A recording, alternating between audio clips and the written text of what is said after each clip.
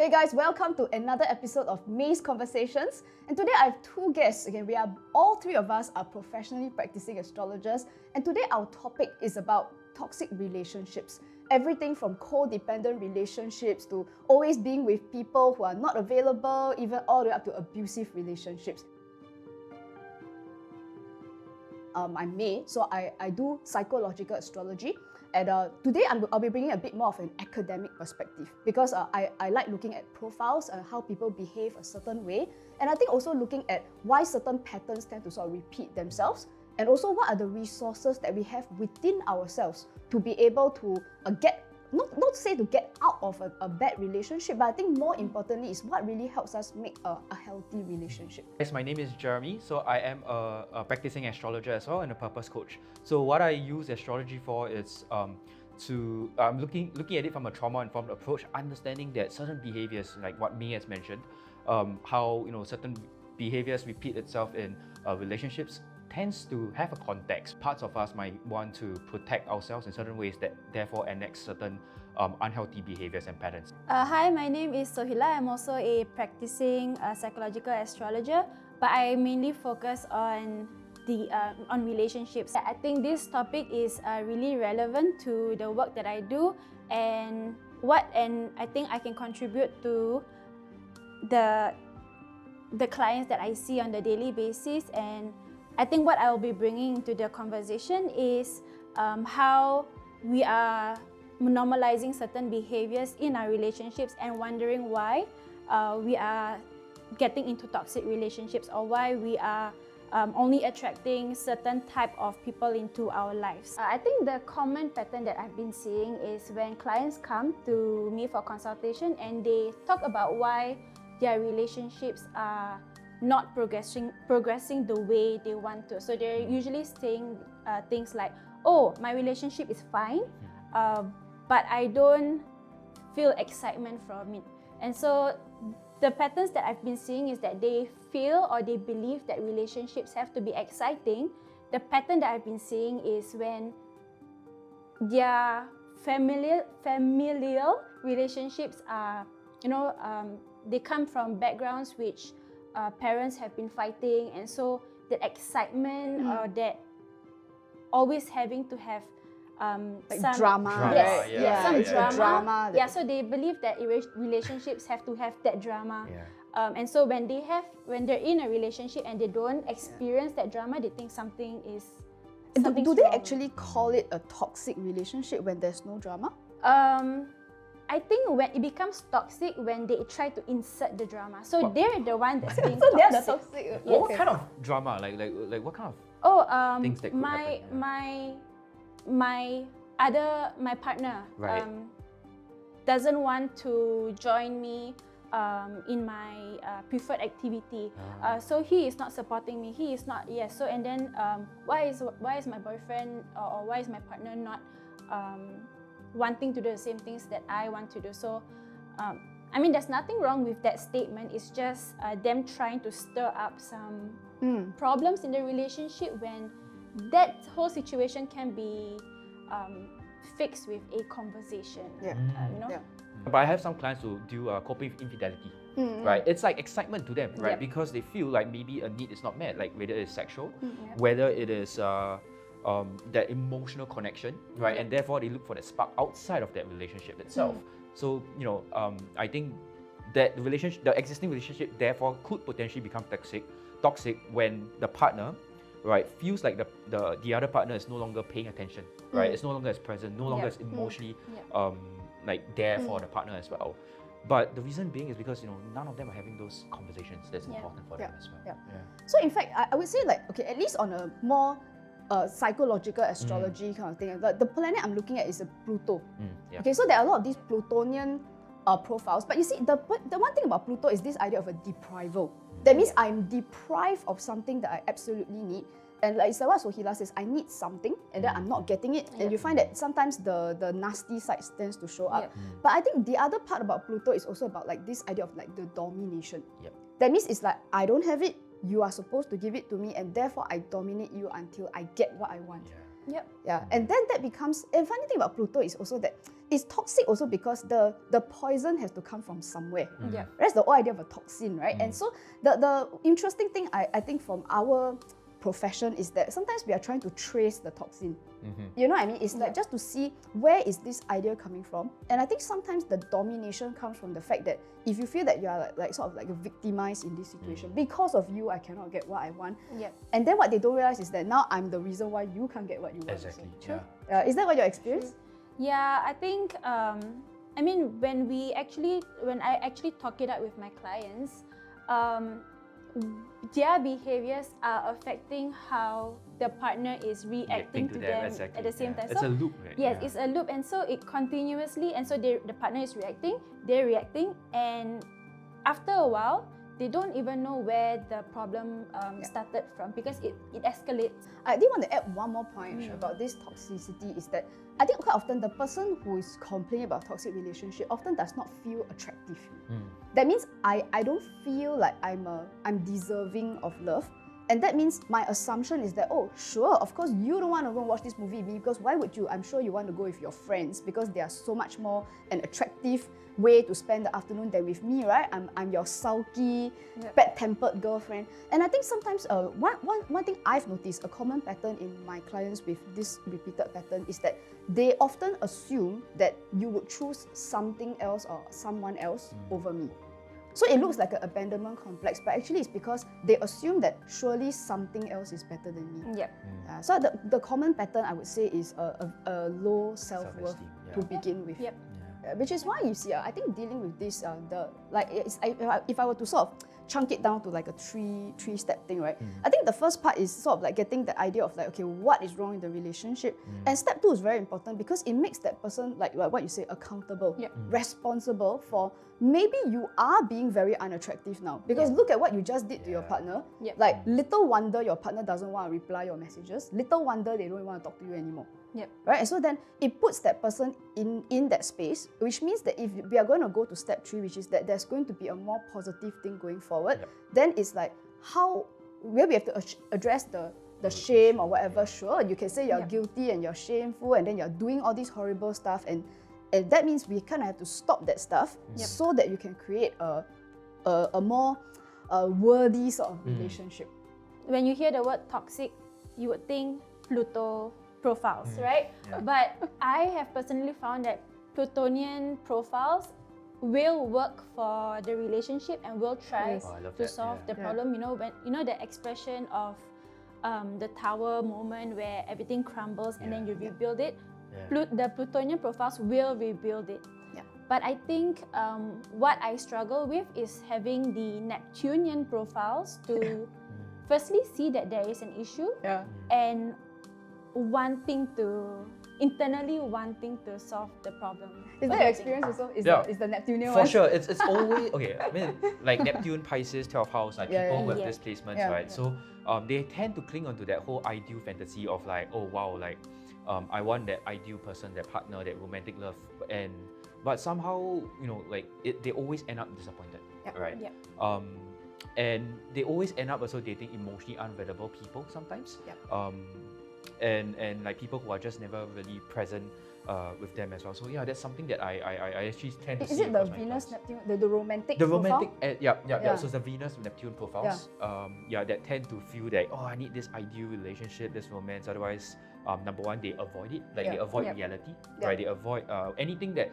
Okay, so it could be like they enter a relationship just saying like, oh, how ideal this person is. But the moment, like a certain fault comes out, and they will start to distance themselves from the partner because it doesn't match up to that ideal. Neptune has one bigger issue, is the word victim that goes with it. That it's so much easier, like just now we talked about the toxin thing, so much easier to see themselves as I'm being affected by you. That your behavior is affecting me. And then now it's very easy to, like we talk about the blame. And it's like, it's not me, it's somebody else too. Text me in the middle of the night. And that one can be a bit tricky. I wanted to get both your opinions on what do you think of Jupiterian profiles? So that's another planet with a good reputation. It's all about knowledge and giving and generosity. But it has one pesky thing, which is judgment. True. Then there's this this worldview, right, that they are not always very open with. So we have certain profiles, especially Venus, Jupiter, in particular, and I think Sun, Jupiter is one very big problem also. Yep.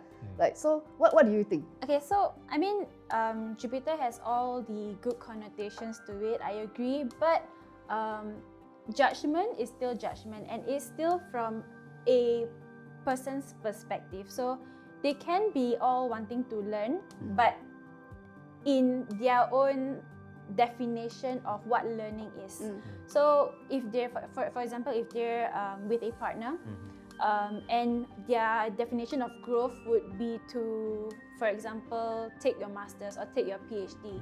But the other person's perspective of growth is that, oh, I want to travel and I want to learn firsthand an experience. Experience is their definition of learning. So then now there's a clash. So one person is saying, no, he doesn't want to learn, he just wants to go and explore. And the other person says, no, she just wants to get paper qualifications. So now there is now both are judging.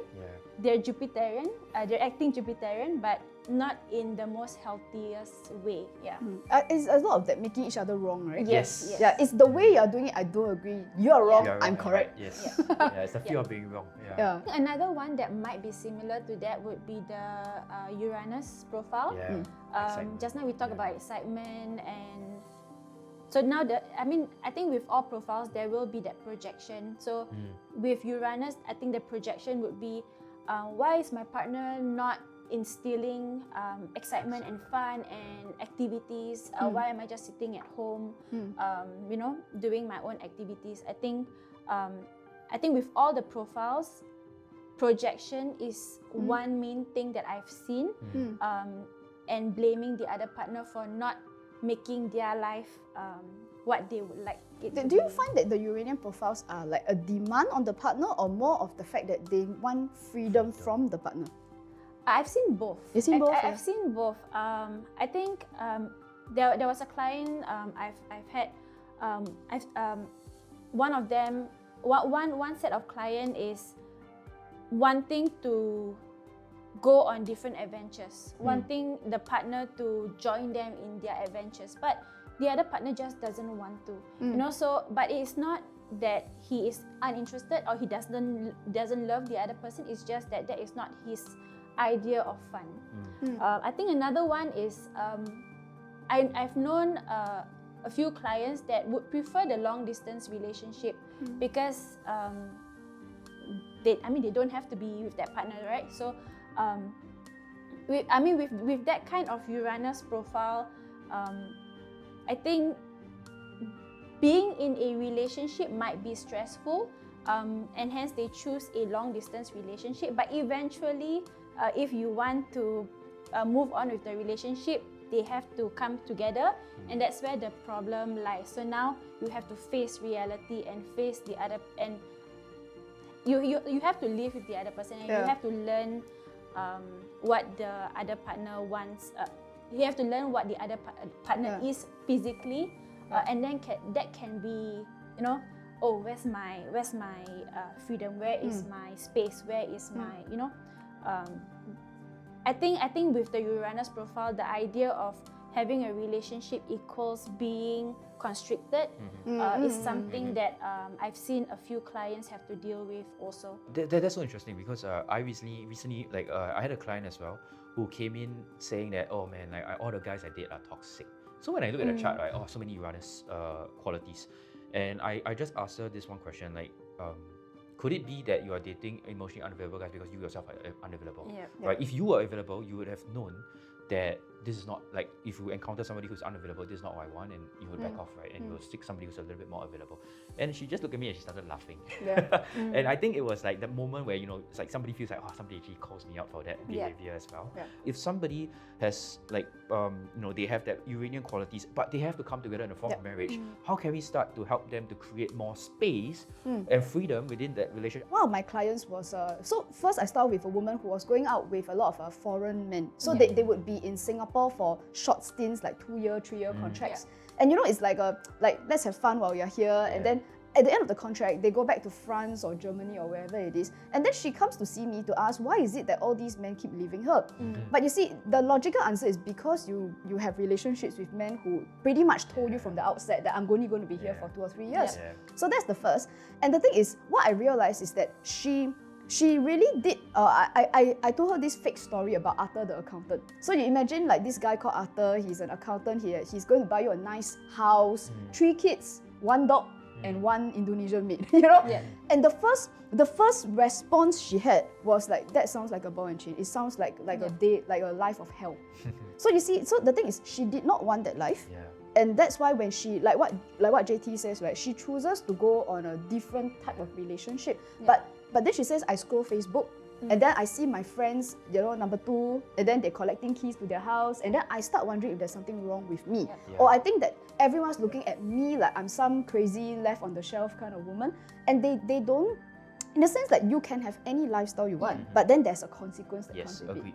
And I think that accountability is a very adult, very mature, this is how I chose my life. And I think also, looking at the Venus-Uranus, I actually do have a real client in Singapore who married an African man.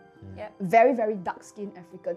And she would joke and she would say, I have 4 children and they're all different color. And it's like, and she would joke about it, and she says like when they were small and then they would go out for breakfast, and it's like they attract glances from everyone for obvious reasons. It was a very unusual relationship. But in a sense, they were kind of traditional because it was men married women. They had a home and they had 4 kids of different colors. And the fact that they also have a very strange cultural thing in their home, because then they have the African side of them and they've got the Singapore ethnic Chinese side to them. And it was something that they embraced. And of course, were there consequences? Do your kids like not fit in pretty much everywhere they go? That is the consequence. But I think by not making it an issue, and it's something that they fully accepted that we chose this relationship. And I think it makes all the difference in the world. First, they have to have that awareness of what is happening around them. I think previously I've shared that when you grow up in a certain way, that is your normal. And you don't know, and you think that is what it's supposed to be. So when a client comes to me, first is exploring who they are as a person and how certain behaviors come about. Then only then we can look at what kind of behaviors are hindering you to get what you want out of relationships. We always think of like the human mind as a unitary mind, like a singular mind, but that's not entirely true because there are parts of us that wants different things depending on the scenarios and situations. So when I look at a chart, right, and understanding different archetypes, what I want to spot is the conflicting part. So for example, there's a part of you, right, who wants responsibility. There's another part of you who wants freedom. But in order for you to have a healthy relationship, you need to integrate both, like what you said, balance, right? So then what I do is to find ways and work with the client to reach that outcome by balancing both, making sure that the desired outcome is finding ways to meet those both needs as well. And then the next thing is, especially in the context of a relationship, how can we start to empower them to communicate? Because we can know our needs, we can be aware of our needs, but if we don't feel safe enough, if we don't feel confident enough to be able to share what is it that we actually need from our partners, right, the issues will always resolve. I think for me, it really depends on what is happening in that person's life at that moment. I mean, if you're single and then you're looking and you're like, I cannot find a partner, then I think it's more about getting them a bit of like, on a practical level, a bit of clarity about like, what are you really looking for? If not, you go Tinder there and swipe for hours, also no use, right? And then you end up wasting time with like the wrong people because you don't know who the right people are. So that's the first. And I think also if it's for single people, it depends lah. Of course, if they are at a space where the self-value is low, that means I don't even feel like I can go up to someone and say, hi, you want to have a coffee? You know, it's quite scary how many people are really at that space nowadays. Of course, the trickiest ones are those who have been in a relationship for a long time.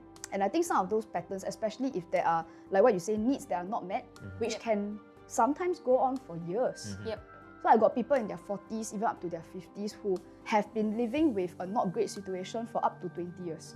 And then they sort of stick around because of the kids or because of whatever. And that kind of relationship can be, the kind of toxin is so scary until the frog has been swimming in the thing, until they don't even know what temperature the water is anymore. And I think that part is the awareness thing that you're talking about is even harder to get at. Because this is not about people yelling at each other. This is about people saying the same shit to each other for the last 25 years. Yeah, and I think that on that level, it can be very much going into they need to find themselves first, because sometimes they became a different person sometimes, and I think that's another big toxin thing that happens when a person gives their power away and they end up not being themselves at all in a relationship anymore. I mean, I had that as well, and when a client does that, I'm always reminding them like, that focus on things you can control. You can't control how your partner responds and reacts to you, even though like you want to control them. Yeah, like what you said, like helping them realize that they are the one controlling their partners. Yeah, but at the core of it, like what can you control, which is yourself. Like what are things you need to work on? Like if you feel unworthy, if you feel like unloved, right? How can you start to love yourself more? How can you start to build that trust within yourself and connection back to yourself? So to your point, it's really about building that awareness. Who are you here to be? Like what do you have to offer? What's your unique value, right? And really being able to help the client to really tap into that, so that they can feel like I'm worthy of love, right? I'm worthy of contributing to this relationship. In astrology, relationship is the 7th house. But the 7th house is not their chart, it is still your chart. So in a sense that the relationship is a part of you, and there's a reason why the 7th house is the reflection. It's the mirror reflection. So if you think that you're kind of a shitty person, right, then every interaction with that person reflects back the shitty part of yourself. Or if you think that you're very attractive, or you see what's in the eye of the beholder, there's got to be something that maybe he thinks my jokes are funny or whatever. And then you start to think, hey, maybe I'm quite a good jokester. I like to think of the 7th house as like whatever planets are in there, right, as the qualities or traits that we have not yet fully owned up in ourselves. Yeah, I can share from my personal example. Please. So I personally have Pluto in my 7th house, and Pluto on the descendant. So that's super strong, right? And Pluto is power, right? And I think for a long time, I've always felt like I didn't know what my power was. And I was always attaching, in my earlier relationships, I was always attaching to partners in very unhealthy, codependent dynamics, latching onto them because Pluto's so leverage. Latching onto them, onto what they could provide for me. And in that, that further reinforced my belief that I was powerless. And I started to see my partner as a threat, right? So for example, I used to date somebody who was a musician, who was very creative. At that point in time, I struggled a lot with self-expression. So me appearing on camera is actually a huge thing for me as well. And whenever she was on stage, she was performing, I got jealous. And I wanted to control her opportunities to go up on stage as well. But that was when I realized that, why am I not owning up to my own ability to express? Why am I not owning up to my own ability to understand that, hey, I am deserving of attention, and that my attention is powerful in its own as well. And when I finally owned up to that, I realized that I no longer saw my partners as a threat. Instead, right, the higher expression of of that power was being able to pull out, the darker aspects of whether it's my clients or my partners, and helping them to transmute, because Pluto again is about death. Right, and transmuting the energy to something that's a lot more purposeful as well. I had one client who came in about 1 week before her wedding, and she asked me if she should marry the guy. So that's alarm bells, right? It's like, and one of the things that she said was, I asked her why you have doubts, and she said he basically is cheating on me. So he does it with more than one person, and she knows this before the wedding. So they've not signed anything, and she's not married to him. And it turns out afterwards that one of the reasons why she's marrying him, the surface reason was that he is a very wealthy man, and that he gives her an allowance, a very generous 4-figure clothing allowance on a monthly basis. So of course, it's very tempting to think that, okay, you're marrying this guy for money. But you see, one of the things about this psychological relationship is that when a woman, and she's pretty and she's intelligent woman, why do that? She has an option for a faithful husband. And it turned out that she found out afterwards that her father had been cheating on the mother, and that the mother had decided to just keep quiet, because then we all moved to a nice house, and also the father used to give the mother mahjong money, so she could go and gamble with his money. And it seemed to her, at least to a child, it may or may not have been the case, but it's to a girl that is like, oh, my dad had no money, then my dad had money, and then so when a man has money, he cheats, and that a wife keeps quiet if the husband gives her money. So, and what happened was that, so I helped her to see that the pattern repeated itself. You are now again subjecting yourself to being cheated on, because then you're kind of exchanging you for some dollars every month. I've had similar clients like that. At first, it was a very surface level problem that yes, they're looking for a divorce. there was no love in the relationship anymore. And then when we went deeper into it, she said something. She said, he has sex with me when I don't want it, and I've reported him for marital rape.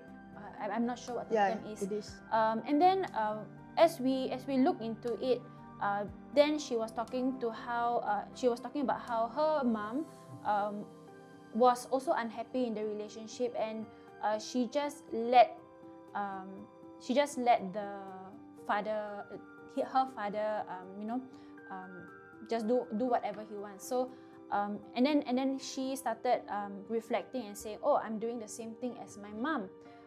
I think what is scary is that there wasn't an immediate I need to leave the relationship, this is not good for me, because she was also experiencing anxiety and depression, and has attempted attempted suicide. So the scary thing is that there is no, because they are so used to it, and I think sometimes it's scary for people to move out of that, even though they know it's good for them, but it's scary because it's unknown. So they rather stay in something that's known, that's toxic, that's abusive, that's damaging their body and their emotion and their mind, rather than stepping out into something that's more positive. That's what I realized from a trauma-informed approach as well, that people tend to be drawn to the familiar, so the normalized behaviors, because at the heart of it, they want to correct the wrong. For example, I have clients who have fathers who are, most of my clients are females, so fathers who were left, abandoned them, you're young, which explains why they tend to date emotionally unavailable men who abandon them. Why? Because underlying that, there is talking about parts, there's a younger part of them that hopes that they could feel loved in the same way that they always wanted to from their fathers, but they never had. And they hope that by re-experiencing this whole process of dating unavailable men, hopefully they can change. To have the unavailable man be available to them. Yeah, that's what they're looking for, is to complete that whole process. But that's the thing, we cannot change other people, we only can change ourselves. What's most important is to accept that you are who you are today, and being able to come to terms with it, and deciding for yourself that you are the only one who can break the pattern that has been ongoing for generations and generations. Because chances are your own parents were parented in the very same way that their own That is hereditary, right? Every generation is the same. It's passed down patterns. If you ask me, astrology is really a study of patterns and behaviors, right? And patterns and cycles. And once you understand how it's all passed down, that gives us so much power, because it can stop with us, literally. How much of it is environment? So for example, let's put it this way. Another thing that I thought was very interesting is that you know how a lot of women who grow up in families where the parents, there's cheating and stuff, right? And you know how their worldview, like what Sohila said, your world is such that men cheat. And then they hang out with other girls at school, and then all of them have fathers who cheat. So now it's normalized already. And then it's so one girl has a boyfriend, turns out the boyfriend cheats, and all the girls are they're just shrugging and go that's just what guys do. So it's and the funny thing is, there are women from happy families, and their fathers don't cheat. And you know what I mean? There's some of these really awesome fathers who are just there, they're really father of the year. But those girls, they don't hang out with the girls whose fathers are okay. And so it means that, and the funny thing is birds of a feather tend to flock together. Because I think there's also a bit of that validation. If your father is different from mine, then I kind of don't feel like we can click. Familiarity. So all the broken ones hang out together, then all the healthy ones hang out together. And it means that in terms of the influence, right, it validates, if it's a positive worldview, it is validated. If it's a negative worldview, it is validated also. So another thing I want to ask you is this: in order for, let's just assume that the negative one is something that needs to be changed, it also requires a person sometimes to choose different friends. To hang out with different environments. It means you don't just change your relationship or your mindset, you actually change your life. And what do you all think? Is this a tall order for clients who really want a transformation, or is this something that can happen?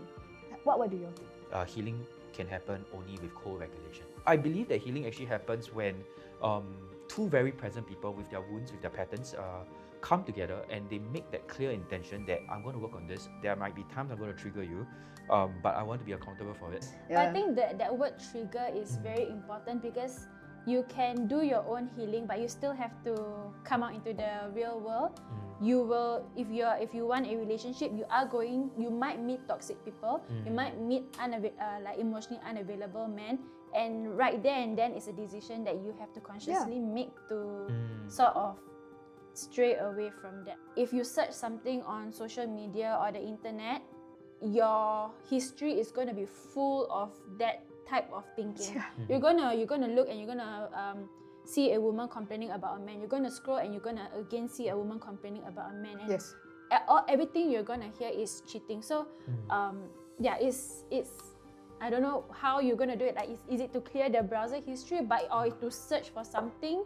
But you have to is learning new behaviors. I mean, having the awareness of the behavior itself is okay, but I think the difficulty is cultivating new behaviors. I love your analogy because I have a funny story to tell. Like my husband has the same thing, right? So you got all the feed, because the feed is based on your algo. Right. Yeah. And there's something he does. If he sees videos he doesn't like, he literally clicks on the thing. You know how you can actually report the thing and say, I do not want to see any more videos of this sort. He actually actively does that. Right. Yeah. So it's like, oh, you show me some very weird like philosophy thing, don't like it. Okay, do not show me any more of such videos. And if you click enough of those, it's like maybe 10 times, and your feed gets customized to something that actually works and serves you.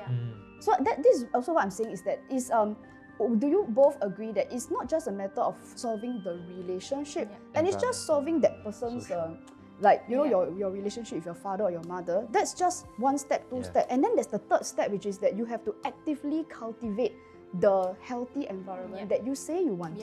So I'm working to build a community, because I realized that I can do one-on-one with a client, but if they don't have people who are working on their own issues and their own patterns as well, who are not on the same journey as them, it gets very lonely, and it's like your willpower can never be as powerful as compared to the environmental forces, right? So being able, like what you said, being able to surround yourself with people who are working on themselves as well, I think that is very, very beneficial, and it keeps you on track and holds you accountable. The reason why Alcoholics Anonymous works, although they're all alcoholics, right, is that they don't go there and say, I'm an alcoholic and like, I'm working on it. They don't. In fact, you have a mentor, and the mentor is there not because I'm working on my alcoholicism, but because I've now made it my life purpose to make sure that all you people go and get healed. I'm not here to work on my issues. I'm here to be that beacon, so that this is my meaningful thing that I'm doing. When we talk about that greatness, right, people need to know that they are doing a lot more than benefiting themselves, and that the greatness comes because they're benefiting other people. Going back to what we are looking at with people who are looking at relationships, I mean, this talk about community is also about being very mindful about the communities that you're in. Like, is it communities that awaken parts of us that are very useful, or like we can contribute back to relationships, rather than here's what I didn't get in a relationship, here's what I said wrong yesterday. People have to be really mindful. Sure. And that's part of actively creating the lifestyle that you need. So I want to clearly thank my two guests. I think it's very rare, that we've had this very rare opportunity to hear from not one, but 3 astrologers. And I think one thing that I'm taking away is that actually there are a lot of similarities in what we are saying. The stories are the same, even though we have taken very different approaches. Relationships are actually a reflection of ourselves. That means things like how we see our self-value, how you saw your parents, did you monkey see, monkey do, because your mother did this, then you did the same thing. And also that perhaps what is even more important is that there's no point in sort of changing like mindset, right? When we realize that perhaps if the people that's around us, or the way in which, like if we are choosing partners with the same criteria and expecting partners to be different, then of course it's going to be very unlikely that we'll have more positive outcomes, which means people need to have better criteria and to make some really strong choices about what your life is going to be about. Okay, so be sure to join us on our next May's conversations and leave us some comments, right? Okay, did some of our examples sort of really resonate? And are there more topics that you'd like to hear from real life practicing astrologers? And we'll be happy to discuss those things in future episodes. Okay, until then, we'll see you guys. Okay, bye bye.